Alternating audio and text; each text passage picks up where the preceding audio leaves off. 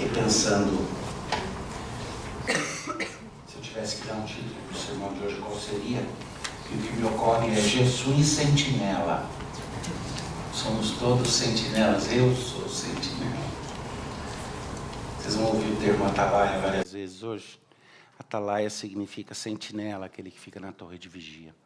Quando eu penso sobre sentinela, eu lembro das histórias que eu ouvia quando criança.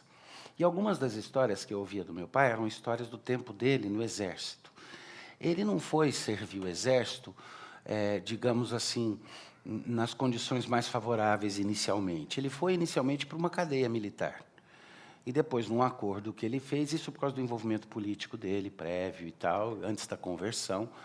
Mas, quando convertido, ele precisava ganhar de volta os direitos de cidadão, os direitos civis. E, então, ele foi levado e, eventualmente, num acordo, ele serviu o Exército Brasileiro e serviu com distinção. Mas ele contava as histórias e eu achava incríveis aquelas histórias. Tinha a história do sargento dele, Sargento Marné. Quando eu fui fazer meu alistamento militar, incrivelmente, estava em Brasília, tinha vindo dos Estados Unidos. E ele me apresentou o Sargento Marné, continuava sargento, 20 e poucos anos depois, né?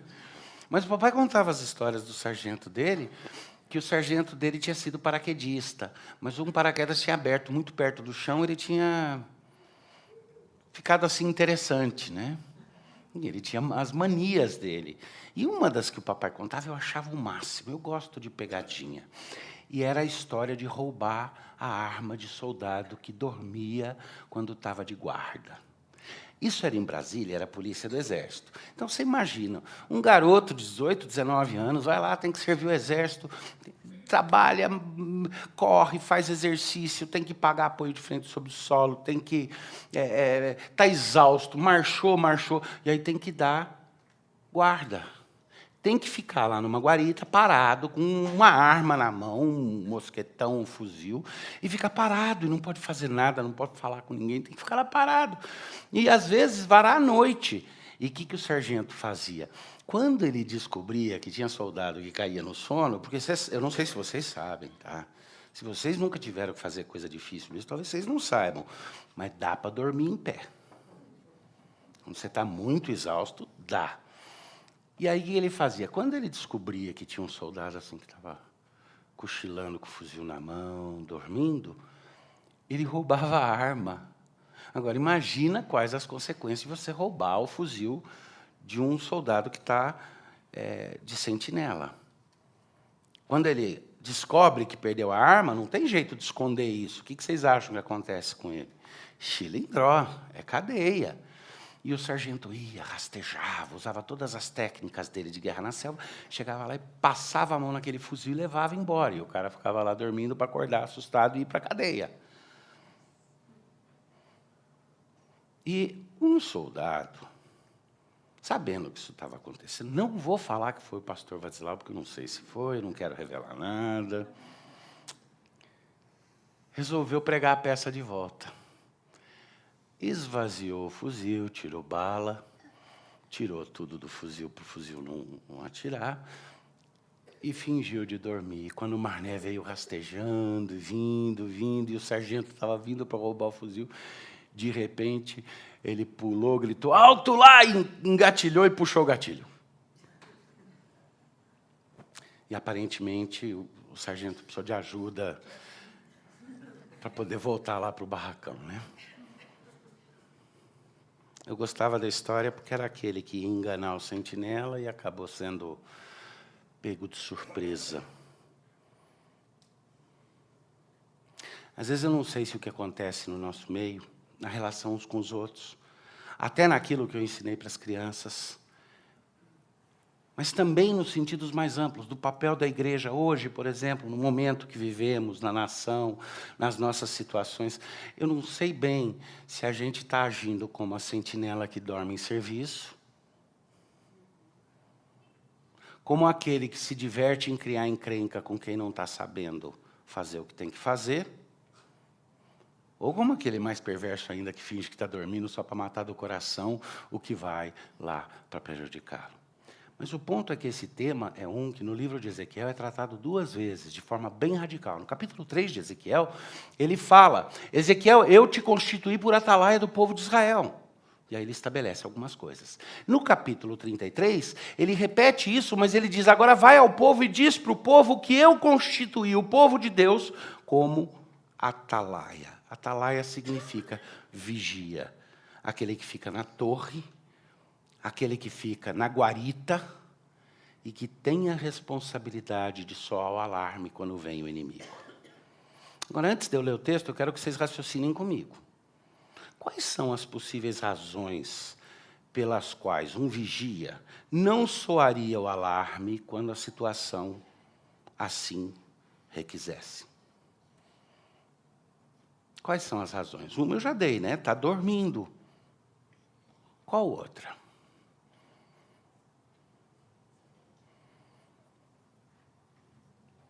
Tinha um senhor numa igreja que meu pai pastoreou, que era meio engraçado. Eu não vou contar todas as histórias, porque isso daqui é público, vai para a internet, tem muitos acessos e tudo.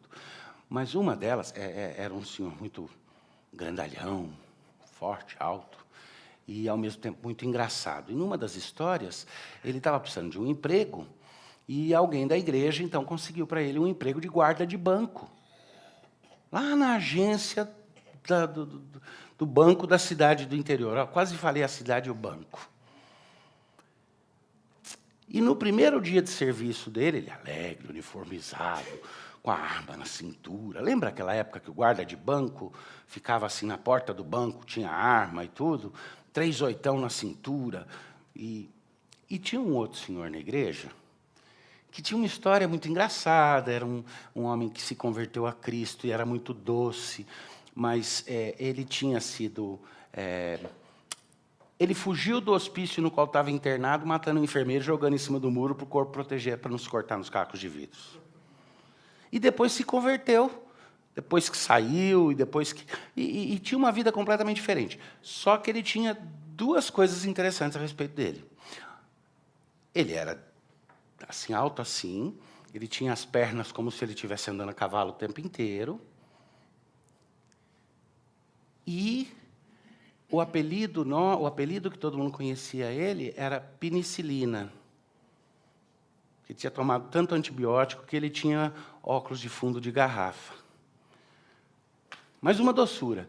E ele está passando na frente do banco, puxando a carrocinha que ele usava para catar papelão e essas coisas, e ele vê o irmão da igreja lá de guarda, primeiro dia de serviço de guarda. E ele chegou no irmão assim, baixinho, veio se aproximando, seu irmão perceber, e pôs o dedo assim lá e falou: é um assalto! E o nosso irmão tirou o cinturão, jogou a arma para cima e saiu correndo na rua. Socorro, o banco está sendo assaltado. Socorro, o banco está sendo assaltado. Porque às vezes não é que a sentinela dorme, é que ela é covarde. Ela não aceita de verdade o encargo que recebeu. É ruim, né? Cair no sono já é ruim. Já poderia ser considerado traição, né? Mas fugir para salvar a própria vida quando vem o inimigo e descumprir a obrigação de proteger os outros é um passo a mais. Mas pode ser pior. Tem uma outra razão pela qual, às vezes, um sentinela não avisa que o inimigo vem chegando, pelo qual uma pessoa não avisa o que está para acontecer. Qual que é? Às vezes é traição mesmo. Está em conluio com o inimigo. Está planejado com o inimigo. Está fingindo que está lá para vigiar, quando está lá para facilitar o assalto. E esse é o pior de todos. Deixa eu ler para vocês aqui, capítulo 33. Veio a minha palavra, verso 1. Veio a minha palavra do Senhor, dizendo: filho do homem, fala aos filhos do teu povo e dize-lhes: quando eu fizer vir a espada sobre a terra, e o povo da terra tomar um dos homens dos seus limites e o constituir por atalaia, por vigia, por guarda, e vendo ele que a espada vem sobre a terra, tocar a trombeta e avisar o povo, quando ele soa o alarme, se aquele que ouvir o som da trombeta não se der por avisado, e vier a espada e o abater, o seu sangue será sobre a sua cabeça. Ele ouviu o som da trombeta e não se deu por avisado. Seu sangue será sobre ele. Mas o que se dá por avisado salvará a sua vida. Mas se o atalaia vir que vem a espada e não tocar a trombeta, e não for avisado o povo, se a espada vier e abater uma vida dentre eles, este foi abatido na sua iniquidade, mas o seu sangue eu demandarei do atalaia. A ti, pois, ó filho do homem, te constituí por atalaia sobre a casa de Israel. Tu, pois, ouvirás a palavra da minha boca e lhes dará aviso da minha parte. E se eu disser ao perverso, ó perverso, certamente morrerás, e tu não falares para avisar o perverso do seu caminho, morrerá esse perverso na sua iniquidade, mas o seu sangue eu demandarei de ti. Mas se falares ao perverso para o avisar do seu caminho, para que dele se converta, e ele não se converter do seu caminho, morrerá ele na iniquidade, mas tu livraste a tua alma. E aí ele começa a falar especificamente a mensagem que ele quer que seja oferecida para o povo de Israel, que é a mensagem de que a perversidade está acontecendo no meio deles. Mas tem algumas coisas aí que dá para a gente passar por cima, passar batido, que são muito importantes para a compreensão do texto e a compreensão do que Deus quer de nós hoje. A primeira delas é que quando começa a falar do inimigo, quando eu dou o exemplo do soldado na guarita, do atalaia, nós imaginamos que o inimigo seja necessariamente aquele que vem para assaltar, matar, roubar. Nós assumimos que aquilo que Deus usa como instrumento para seus propósitos seja o protagonista real da história. Mas quando você lê o que Deus está dizendo e a aplicação que Ele está fazendo para o profeta, Ele está dizendo que é quando a ira dele se levanta contra o povo. E ele disser que o povo é perverso e vai ser punido, e aí ele vai usar como punição os amalequitas, ele vai trazer os inimigos, ele vai trazer o povo, ele vai trazer Nabucodonosor, ele vai trazer a Pérsia, ele vai trazer a Síria, ele vai trazer o Egito, ele vai trazer quem ele quiser usar para disciplinar o povo. Mas quem é que tem a pendenga com o povo? Quem é que realmente está em disputa com o povo? Ele diz, quando eu anunciar a perversidade do povo, e disser, vai e fala para eles, se você for e anunciar e eles se arrependerem, ótimo. Se você for e anunciar e eles não se arrependerem, você cumpriu o seu papel. Mas se você não tocar a trombeta, você sofre com eles as consequências, porque você, junto com eles, ou dormiu no ponto, ou é covarde demais, ou está em conluio, tem outros interesses aí funcionando e mudando. E quando eu penso nisso, eu penso em 3 situações específicas. Eu penso em termos daquilo que eu ilustrei para as crianças, da responsabilidade que nós temos um na vida do outro. De trazer a palavra do Senhor e de saber, eu sou seu guarda, seu vigia, não seu julgador. Deus é. Mas eu sou responsável por ser um instrumento de Deus na sua vida. E se eu percebo que o caminho é perigoso, a responsabilidade que eu tenho não é de chegar e te julgar, é de chegar e me colocar junto como alguém que zela por você. E o mesmo você comigo. Então tem esse primeiro aspecto que é pessoal, que é de relacionamento, que é o fato de que nós temos responsabilidades, de que não é legal você ver um amigo pagando mico porque está com alguma coisa marrom no nariz e ficar quietinho porque já que não é você, deixa ele se lixar. Não é legal fazer isso. Mas tem outro aspecto, é mais profundo. É o fato de que nós, como igreja, temos um testemunho que precisa ser dado, temos uma trombeta que precisa ser tocada. É preciso que o mundo veja que nós temos, sim, uma palavra boa para dar a respeito da situação que vivemos. E aí é mister muita honestidade, porque essas 3 categorias, do que cai no sono, do que é covarde e do que está em conluio, elas se confundem quando os montantes e os volumes, por exemplo, em termos da nossa nação, chegam a absurdos. No estado do interior tinha um rapaz lá, a história do meu pai também, que comia muito. Chegavam para ele e diziam assim, você come um boi sozinho? Ele falou, sozinho não, com um pedaço de pão junto dá.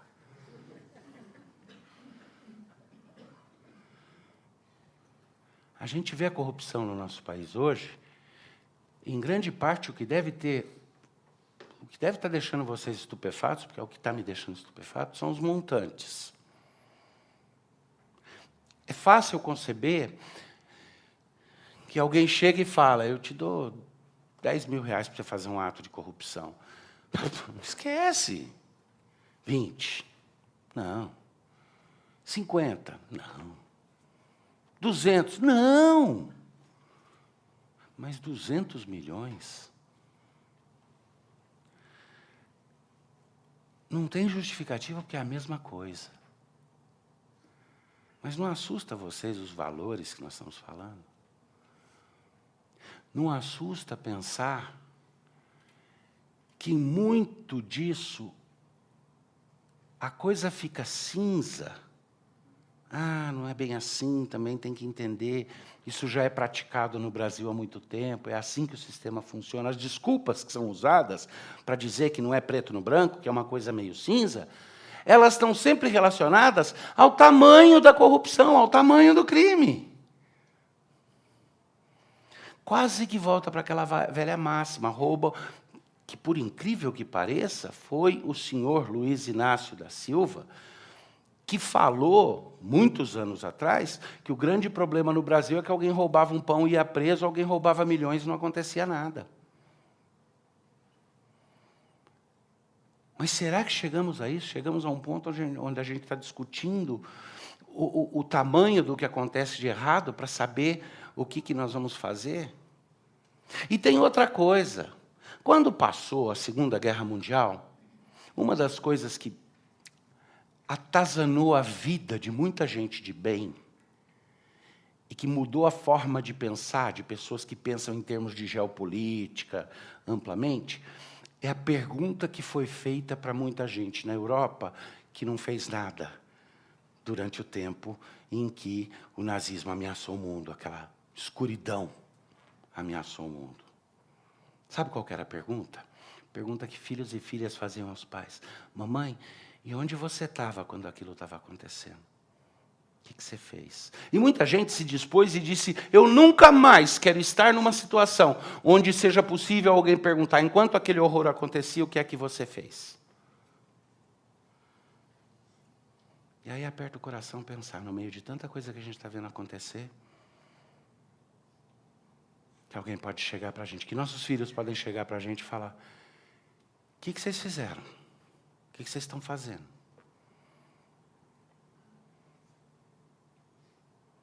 E nessa hora fica fácil dar uma resposta. Ah, eu fiquei muito triste, foi muito difícil, sofri.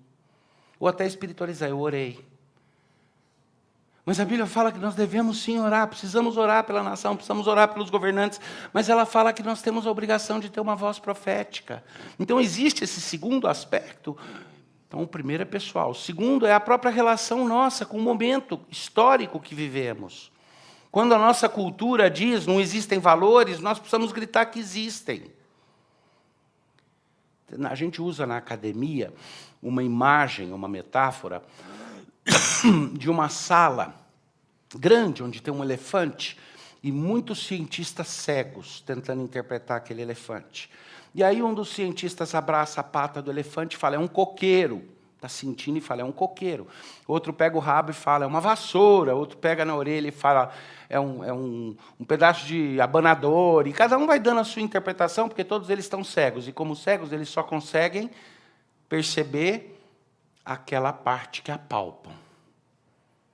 E a metáfora que a gente usa na academia é de que o que nós precisamos são de pessoas que, mesmo que sejam fracas, não sejam nem tão bons cientistas quanto todos os outros, mas que estejam ali no canto da sala, e a gente brinca às vezes dizendo que geralmente essas pessoas são aquelas que estão encurraladas e que não conseguem nem fazer sua voz ser ouvida no meio da cacofonia de todo mundo gritando as suas interpretações.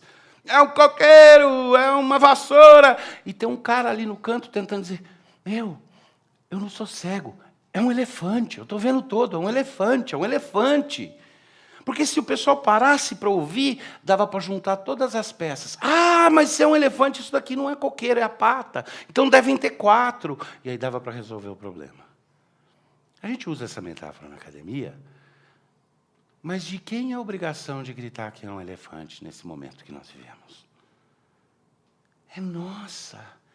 Deus nos chamou para avisar esse mundo de que a coisa é diferente. Esse mundo diz que não existem valores, nós precisamos gritar, é um elefante, existem. Sem valores é impossível construir uma sociedade. Esse mundo nos diz que a lei é basicamente o resultado do consenso de todo mundo. E a gente precisa dizer, não, a lei é algo que existe por si mesma, ela é baseada em princípios como justiça, verdade, liberdade, dignidade, que são princípios transcendentes, que existem à parte das pessoas, e cabe a nós reconhecê-los. É o processo de reconhecimento deles numa sociedade livre que envolve o diálogo democrático. Tá? O processo de reconhecer essas coisas. Mas essas coisas existem à parte do processo. O que é verdade e mentira não pode ser decidido democraticamente.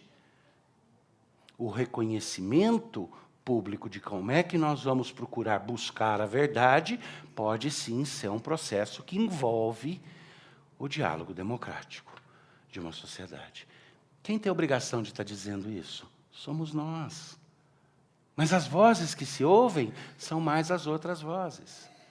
E aí vem a pergunta, espera, mas o primeiro aspecto é pessoal, é da dinâmica interior da pessoa, então esse é apropriado para o pastor falar. O segundo aspecto, ele está falando de coisas que são mais da relação com a sociedade. Será que não está misturando política com...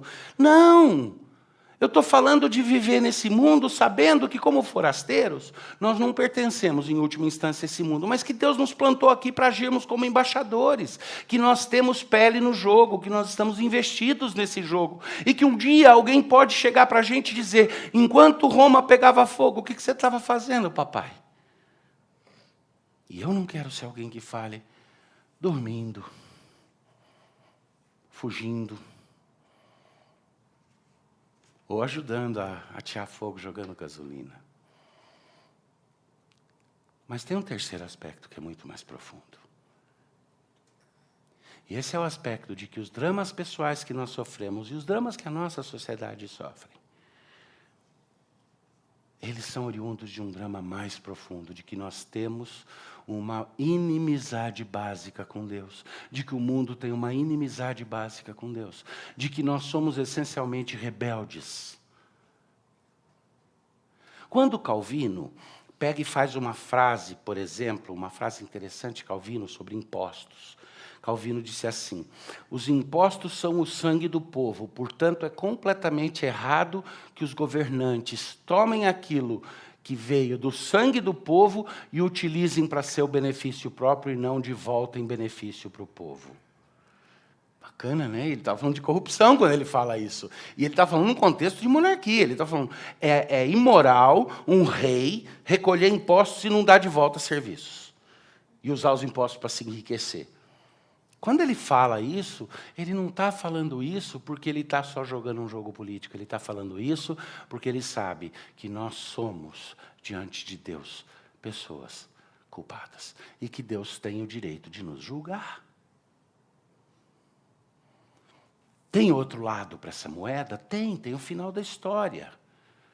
Mas você não pode ouvir o final sem entender o começo, senão o final não tem nem valor. E o começo é esse, o começo é que, como Deus diz aqui para Ezequiel, Ele diz para nós também, e nós precisamos dizer isso para esse mundo, a situação do mundo é do jeito que é, porque nós nos tornamos inimigos de Deus. Porque o bem que a gente devia querer fazer, a gente não faz, e o mal que não queria fazer, faz. E Machado de Assis pode me ajudar a entender isso, quando ele conta naquele conto dele, A Igreja do Diabo, a respeito do diabo que chega e fala para Deus, mas claro, você colocou assim, fazer o bem é bom e dá prazer, fazer o mal é difícil e complicado. Aí o carteado está todo já definido, as cartas estão marcadas. Então o pessoal faz o bem e só de vez em quando faz o mal. Agora, inverte o jogo para ver se não muda tudo. E naquele conto do Machado de Assis, Deus pega e fala, tá bom, então de agora em diante, quem praticar o que antes era considerado mal, praticou o bem. E quem praticar o que antes era considerado bem, praticou o mal, errou, pecou. Então, fazer o bem é pecado, fazer o mal é bom. E o diabo volta triste depois e fala, o que é? Não, é que de dia o pessoal está lá, matando, roubando, fornicando, fazendo tudo que tem de errado. De noite começou a aparecer um pessoal que sai escondido para dar esmola, que sai escondido para cuidar do doente. E o que o conto revela é que o problema nosso é a inconsistência básica. Nós escolhemos o mal por rebeldia. Quando Deus fala direita, a gente escolhe esquerda. Mas se Ele fala esquerda, a gente escolhe direita, a tendência do coração. E por que nós fazemos isso? Bom, no final das contas, vamos deixar de lado toda a pretensão. E é o seguinte, se juntássemos numa sala nós três e disséssemos, um de nós três aqui tem que ser Deus, qual a primeira coisa que ia passar na cabeça de nós três? Que seja eu, certo? Aliás, se vivêssemos no estado de conflito lá do passado, a gente ia brigar até um dominar os outros dois.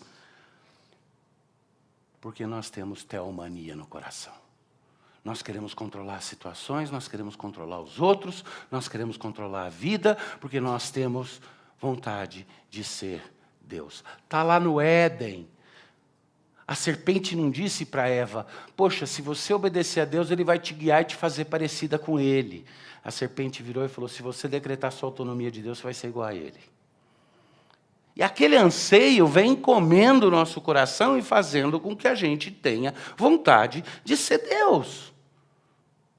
Eu quero ser Deus lá em casa, poxa. Eu quero que a Adriana me venere, eu quero que ela me obedeça, eu quero que ela me tema. Eu queria que quando eu dissesse, ela parasse e respeitasse. Eu falo, ela fala, fica quieto. Eu vou fazer o quê?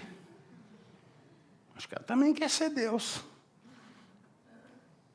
E eu reconheço que eu posso, se eu fosse Deus, seria um Deus maior que ela, um grandalhão, mas mais bonita ela é. Então, tudo bem. Como a estética, para mim, pesa mais que a força, tudo bem.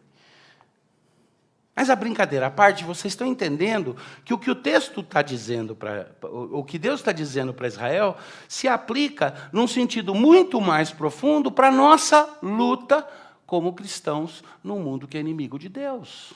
E as outras duas partes, a pessoal e a de vivência política na sociedade, elas são consequência desse drama mais profundo. E qual é o aviso que Deus quer que nós ofereçamos ao mundo? A parte difícil, a pílula difícil, aquela pílula que não é redonda, é quadrada, tem quinas, e é grandona assim e desce difícil na garganta, é reconhecer, eu não sou Deus e eu ressinto o fato de que não sou Deus. Meu coração quer mandar, meu coração quer dominar, quer controlar. E isso é o que antecede o buraco, o que joga a gente no fundo do poço. A parte boa é que Deus chega e fala, por que é que você, meu pequenino, minha pequenina, quer competir comigo e dar murro em ponta de faca, bater com a cabeça na parede de cimento, achando que você vai quebrar e abrir um caminho? Por que você não entende que em Cristo eu te puxo para dentro de mim e te faço meu filho, minha filha? E eu transformo o teu coração e eu torno você invencível, porque eu conformo os seus desejos e a sua visão de mundo à minha. E o dia que você quiser o que eu quero, qual é a forma mais absoluta e perfeita que existe de você conseguir tudo o que você quiser na sua vida? Querer o que Deus quer, exato. No dia que você quiser o que Deus quer, tudo o que você quiser vai acontecer. É conformar o nosso querer com o dele. E essa luta ela é mais profunda, as outras decorrem dessa. E essa voz profética, muitas vezes, fica perdida no nosso meio. Como igreja, internamente e como igreja externamente. A nossa voz como igreja precisa dizer para o mundo, a vontade de Deus é melhor. A nossa vai levar para o buraco e a de Deus é melhor. E a gente precisa dizer isso um para o outro. A gente precisa lembrar um ao outro que esse é o caminho. Se não fizermos isso, tem uma certa perversidade que vai continuar sendo real no nosso meio. A gente vai ver gente com alface presa no dente e não vai falar. E não vai falar, não é nem porque está com vergonha de falar. É porque está se divertindo de ver os outros rirem de quem está com aquela coisa presa no dente. Ou porque, quiçá, eu fico pensando quando a gente era moço, né, e competia pelas moças, né? Quando era moço, estava competindo pelas moças, aí eu garanto, se eu visse um amigo meu com um pedaço de alface preso no dente, ficava quietinho, deixa as moças verem. Eu ainda falava, o que é aquilo lá na boca dele? Para tirar vantagem. Mas Deus é tão claro, eu te coloco por vigia e por atalaia. Se você tocar a trombeta, não importa o resultado, você cumpriu a razão de existir. Mas se você não tocar a trombeta, você se torna corresponsável, cúmplice, até pelo crime que o outro cometeu, por mais horrendo que seja. Um cara chega para você e fala, eu sei que você está lá de vigia, deixa eu passar. Quando eu passar, eu só vou lá, vou virar a mesa de ponta cabeça, vou jogar água em cima do pessoal, vou passar a mão em umas canetas e sair correndo. Aí você vai e facilita a entrada dele. Ele entra lá dentro e mata todo mundo. A sua cumplicidade era só se ele fizesse aquele pouquinho, né? Não. Ela se transfere. E Deus diz, eis que vos coloquei como atalaias. Toca a trombeta.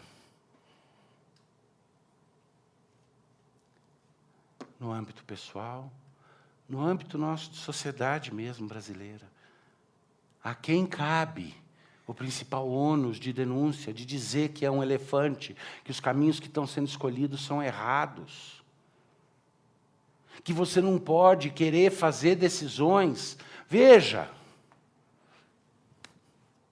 e eu peço até desculpa por ficar entrando nessa questão. Eu estou andando aquela fina linha de dar instrução para vocês, que eu creio que vem da Bíblia, mas segurar o comentário de aplicação, vamos dizer assim, mais político. Mas pensa comigo. A gente fica horrorizado de ver pessoas que usaram de expedientes ilícitos para fazer coisas. E eles dão a desculpa dizendo, não, mas era para fazer o bem no final dos contos. Por exemplo, a gente usava a propina, mas era como um óleo para fazer a engrenagem funcionar, para produzir um bem social no final. E a gente fala, que horrível esse discurso, que horrível esse... A gente rejeita esse discurso, rejeita esse diálogo. Mas daí a gente começa a falar, a situação do Brasil está tão ruim que era melhor perverter a nossa Constituição e achar um outro jeito mais prático de mudar as coisas. Não, vamos voltar para uma ditadura. Não, vamos jogar fora a Constituição e vamos fazer eleição direta, mesmo que a lei não permita nesse momento. Não estou me apegando a uma dessas ideias. Eu tenho minhas opiniões sobre isso, mas não é isso que eu quero passar para você. O que eu quero passar é que a gente facilmente identifica a conveniência que leva à corrupção em outros lugares. Mas a gente não para pensar que, como cristãos, nós temos que tocar a trombeta e dizer, haja por princípios. Quando bate a dúvida, siga a lei. No rigor da lei. Não adianta acochambrar a situação. Não adianta tentar achar meios termos. Não tem espaço para jeitinho. Deixa a lei prevalecer. Faz o que está na lei.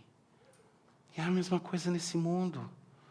Nós precisamos dizer para esse mundo, a solução é entender. Eu me arrependo das minhas más obras e eu quero conformar a minha vontade à de Cristo. E essa é a mensagem que a igreja precisa dar. Eu fiquei horrorizado de ver uma irmã em Cristo fazer um discurso 3 dias atrás, no qual ela dizia, minha Bíblia fala que sem derramamento de sangue não há redenção. Então nós vamos lutar com quaisquer lutas que sejam para tomar de volta o Brasil. Com quaisquer armas que sejam. E eu fiquei horrorizado pela distorção das Escrituras nesse ponto, por ver alguém que devia estar dizendo, vamos para a lei, e a pessoa está dizendo, vamos derramar sangue nas ruas. E eu fiquei triste. E sendo alguém que eu conheço e tenho algum contato, eu aguardo em breve um momento de dizer, olhando nos olhos, minha irmã, que vergonha, que tristeza, que distorção da palavra de Deus. Bom, eu podia continuar, mas eu acho que o tempo nos limita um pouco. O que nós precisamos fazer? Assume o papel de que nós somos guardas uns dos outros, sim, mas não para o julgamento, para a execução da graça. Assume o papel de que Deus nos colocou, sim, como vigias dessa sociedade, mas não os vigias que se acham deuses capazes de ditar o destino dos outros, sim aqueles que olham para o mundo e comparam o mundo com a lei de Deus e com a vontade de Deus. Mas, sobretudo, Ele nos chamou para sermos pessoas que transformam a nossa vontade, para que, quando o julgamento vier, nós sejamos prestos em dizer, vamos limpar a casa, vamos consertar as coisas, porque o rei está chegando aí. Aliás, talvez essa seja a melhor forma de dizer. Dentro da igreja, na nossa sociedade, na nossa vida. Vamos limpar a casa, vamos acertar as coisas, porque o rei está voltando. Eu garanto para vocês, tão certo quanto eu existo e respiro, o rei vai voltar. Vamos orar. Pai, dá-nos a certeza e a esperança de que as coisas são tuas, de que o mundo é teu. E o anseio profundo por aquilo que será o nosso Maranata, o nosso hora vem, Senhor Jesus. Apressa a tua volta, porque queremos ver um reino de justiça, verdade, beleza, paz, shalom e toda a prosperidade que o Senhor traz. E nesse meio tempo dá que sejamos atalaias fiéis, no nome de Cristo Jesus. Amém.